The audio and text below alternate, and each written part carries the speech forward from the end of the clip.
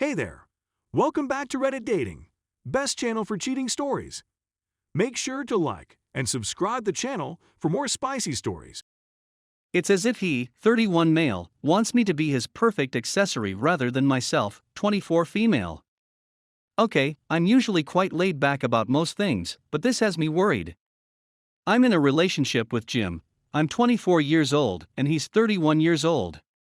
And there are other things he's always stated he admires about me, such as my will to achieve my goals, my honesty, and the fact that I never play games. I'm pretty comfortable with my body, and that's how I'm able to be like one of the boys when I'm hanging out with my friends or coworkers who are all machinists, welders, electricians, and so on. I'm an electrician, but recently, I've felt like he's expecting me to play more and more roles. We attended to one of his work events, and he received a lot of criticism afterwards. How my stories regarding trade occupations I've done were received, my attire, polo shirt and black slacks, was inappropriate for the occasion. Despite the fact that many of the men in attendance were dressed in polos and jeans. Then we went to his family's place for Thanksgiving, and he chastised me for the way I talked about things. We were there with friends and relatives, reminiscing about childhood Thanksgivings, and I replied, "Oh, my parents never did any of that." Which is the truth, and I tried not to get into why money was always going to booze, but I apparently still said enough to be I think he was also because everyone was talking about learning to drive, passing or failing the driver's test, and I told a funny story about my father trying to teach me to drive. I wanted to get some highway practice, and I wanted to be brought somewhere relaxing.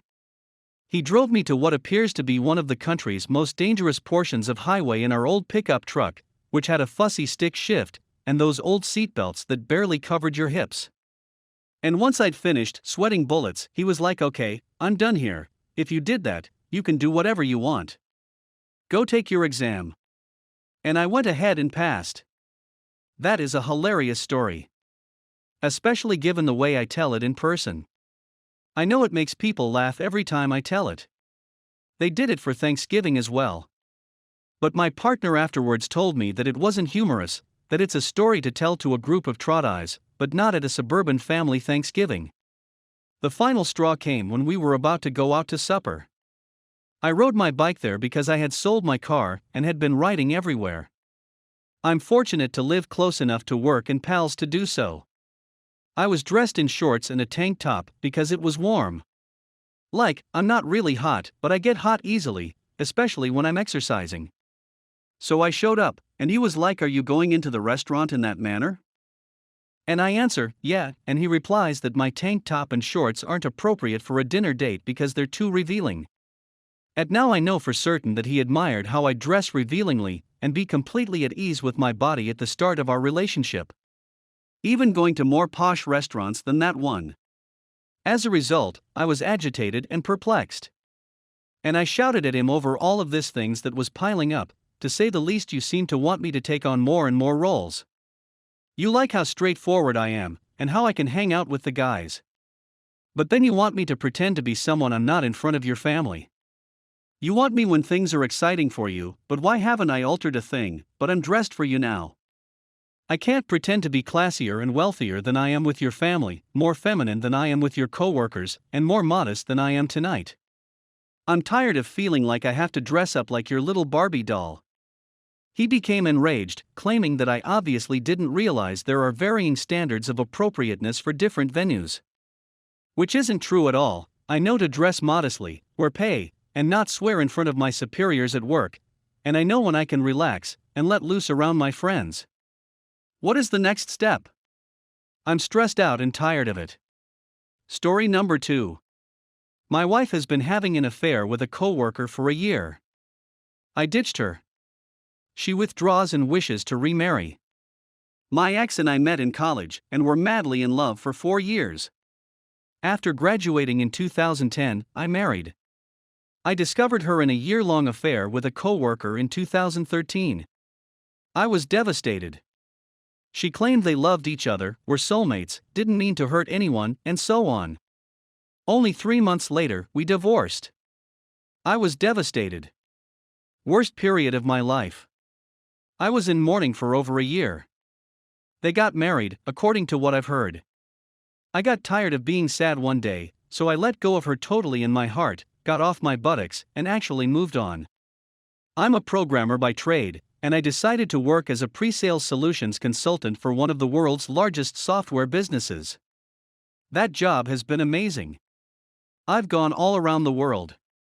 Every continent, as well as all of the main cities. Life has been an incredible trip. I never dated seriously or remarried.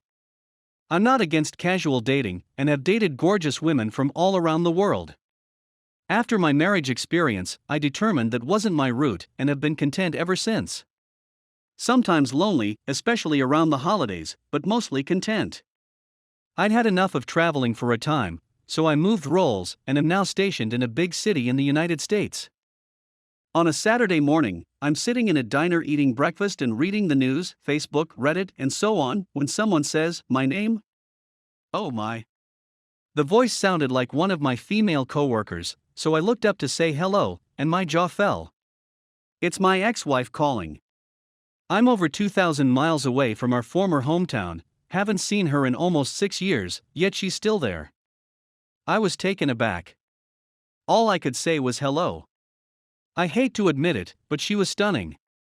She complimented me on my appearance. She inquired if I was busy and said she didn't want to bother me, but she'd love to talk to me. Sure, I said. We ended up conversing for more than 2 hours and continued for a couple of hours, when we went for a walk in a nearby park. We were making small conversation about mutual acquaintances and my trip adventures from over the world. Except for the elephant in the room. She finally asks if I've remarried at any point. No, I answered, once was enough. That seemed to make her unhappy. We walked for almost a minute in silence before she began, "I have to express that I'm so very sorry for what I did to you. You didn't earn it. It was incredible and has haunted me ever since. There was nothing wrong with you. I said you married someone else after falling in love with them. That was something I couldn't stop you from doing. I wanted you to be content." Then I said, "Are you content?" "Ha," she said, one of those joking chuckles. She informed me that the OM and she fought all the time, and that he ended up cheating on her and leaving her 2 years into their marriage. I apologized for what had occurred to you. I understand how much that can hurt. She stated that she was aware. When her heart was broken, all she could think about was how she had done the same thing to me, which pained her.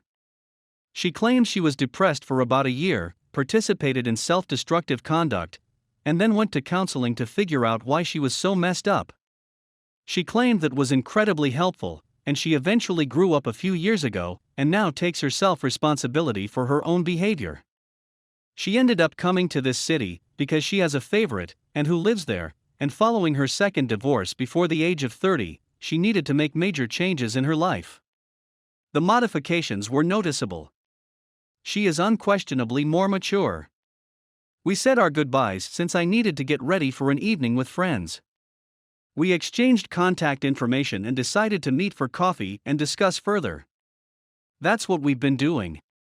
We're both unattached. I suppose there's no harm in trying. She clearly wants more from me. She wants me to desire her again. She drops hints the size of the Pacific Ocean. I'm not a moron. I have to say, she still has that something special that makes my heart skip a beat. Something I can't put into words. Something I hadn't discovered in anyone else since she. I suppose it's the chemistry between us. To be honest, I'd like to be more than just buddies. I want to hug and kiss her. She wants it as well, but I've made no advances. What's holding me back? Fear. I'm terrified I'll get injured again. If she had been a casual girlfriend who dumped me, I would have laughed it off and gone on. She wasn't, however. She was my wife and my life's love. I used to fantasize about her reappearing in my life. Well, here it is, and I'm afraid I won't be able to offer her that much of myself again. I'm much more guarded of my heart these days. We've both grown a lot, and the past feels a century ago. I'd be head over heels in love with her if she wasn't who she is. I'm torn between pursuing love with her again and letting the past go. It may sound cliché, but it had to be her. It had to be her out of everyone I could have met here. Update. I've had numerous requests for an update. I had one but was scared to submit it since I'd get a lot of flack on this sub. We remarried over the holidays and are now expecting our first child.